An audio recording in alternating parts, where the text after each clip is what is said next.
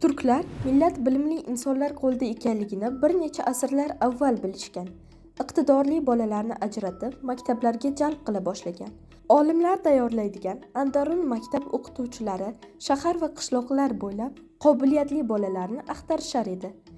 Bolani imtihon qilishgach ma'qul kelsa, sochini tagi bilan olib tashlashgan. Diqqat, savol. Bu ishni nima maqsadda qilishgan?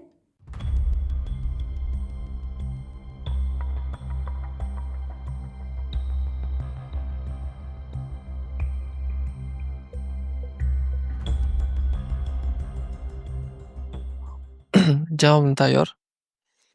Hop, soch ko'p energiyani olib qo'ygani hisobiga sochi olib tashalsa bolada energiya ko'proq bo'ladi deb o'ylashgan shuni hisobiga.